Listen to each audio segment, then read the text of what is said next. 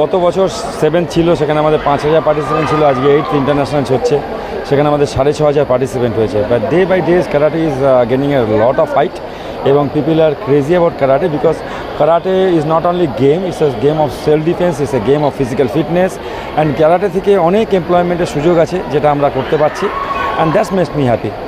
গতকাল যদি আপনারা আসতেন তাহলে দেখতে পারতেন যে কতজন গার্জেন এখানে karate টুর্নামেন্টে পার্টিসিপেট করেছে। তাদের মেয়েরা আজকে করছে, বাচ্চারা করছে, তারা গতকাল করেছে। বিকজ আমি মাস্টার্স একটা করেছি, যারা ভেটারেন্স কারাটেকার তাদেরকে নিয়েও করছি, এবং যেখানে 60 ইয়ার্সের একজন সায়েন্টিস্টও টুর্নামেন্টে পার্টিসিপেট করেছে, 45 ইয়ার্সের গৃহবধূও পার্টিসিপেট করেছে। So this is unique platform এবং karate has no age limit, karate can be done by any age.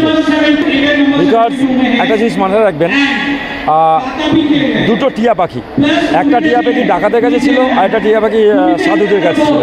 দুটো যখন এক্সচেঞ্জ হয়ে যায়, যে মারমার বলতো সে রাম বলছে, যে রাম বলছে সে মারমার বলছে।